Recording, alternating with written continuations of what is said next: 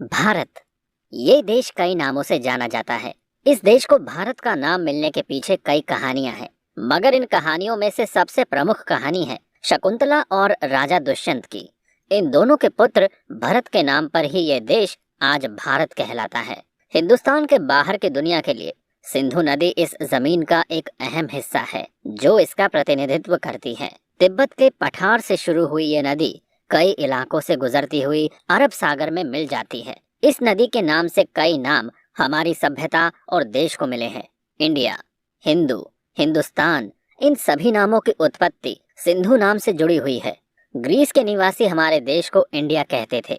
चीन के लोग शेंतु और अरब के लोग इसे हिंदुस्तान कहकर पुकारते थे। अगर हम अंतरिक्ष से भारत के नक्शे को देखें तो कुदरत ने प्राकृतिक तौर पर इसकी सीमाओं को निर्धारित कर रखा है, मगर इस जमीन के अलग अलग हिस्सों में पर्यावरण के बीच काफी अंतर है। रहन सहन और भाषा के बीच में भी जमीन आसमान का फर्क है। कदम कदम पर रीति रिवाज बदल जाते हैं। लोगों के नाक नक्शे भी यहाँ बदले मिलेंगे। ये विविधता ही भारत का खजाना है। उत्तर पश्चिम में विशाल हिमालय खड़ा है। अगर कुछ एक इलाकों को छोड़ दें तो कृषि के लिहाज से ये जमीन उतनी बेहतर नहीं है, मगर समय समय पर इन्हीं पहाड़ों के बीच से कई महत्वपूर्ण रास्ते बने हैं जो भारत को बाहर के देशों और पड़ोसी देशों से जोड़ते हैं।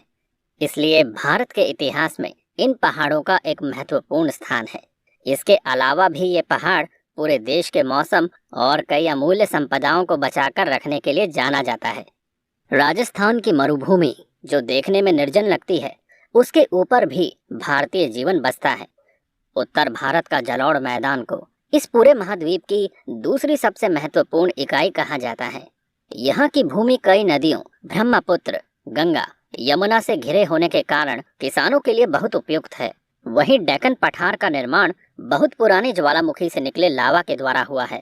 भारत की विविधता का एक मुख्य कारण यहाँ की भौगोलिक और प्राकृतिक स्थिति है। यहाँ की भौगोलिक स्थिति और प्राकृतिक स्थिति लोगों के रहन सहन और जीवन को बहुत प्रभावित करती है। मगर इतनी विविधता के बाद भी इस देश में लोगों की संस्कृति का आदान प्रदान और लड़ाई झगड़ों के साथ भाईचारा भी कायम रहता है।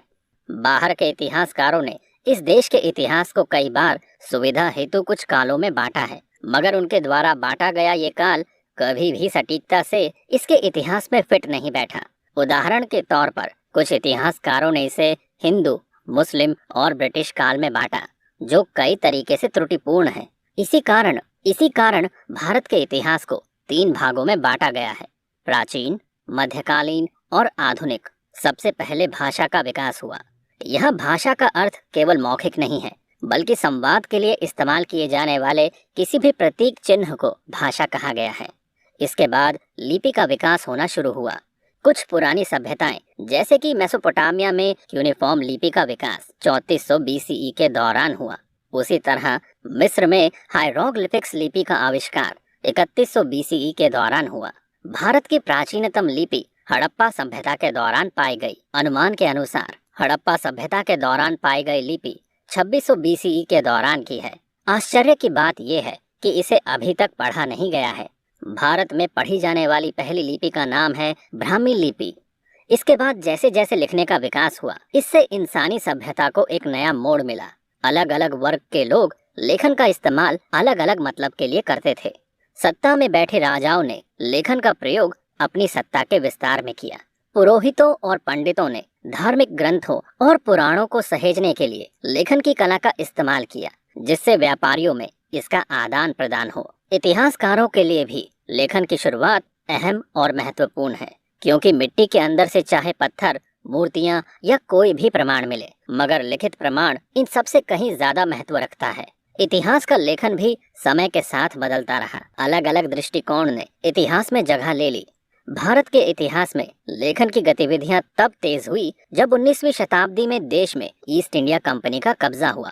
उस वक्त के अधिकतर इतिहासकार ईस्ट इंडिया कंपनी से जुड़े हुए थे। इन इतिहासकारों ने भारत के इतिहास में अपने दृष्टिकोण से कई सारी घटनाओं को तो काफी बढ़ा चढ़ाकर दिखाया और कई घटनाओं का कोई जिक्र तक नहीं किया। इनका प्रमुख उद्देश्य था भारत के ऊपर बाहरी आक्रमण को बढ़ा चढ़ाकर यहाँ की जनता में प्रस्तुत करना। भारत की संस्कृति तथा सभ्यता को पश्चिमी लोगों ने अपनी दृष्टि से आंका। इसलिए 19वीं शताब्दी में जन्मे क्रांतिकारियों ने सबसे पहले देश की संस्कृति को सबके सामने उसके असल रूप में प्रस्तुत करना शुरू किया। हमारा असल इतिहास इन्हीं क्रांतिकारियों की उपज है। इतिहास केवल एक कथा से नहीं बल्कि कई सारी कथाओं से मिलकर बना है। हमारे वर्तमान की जीवन शैली में कई चीजें अतीत से निकलकर आई है। इतिहास अतीत और वर्तमान के बीच एक सेतु है। इतिहास की कथाएं रहस्य और रोमांच से भरी हुई है। चलिए जानते हैं भारत के इस प्राचीन इतिहास को।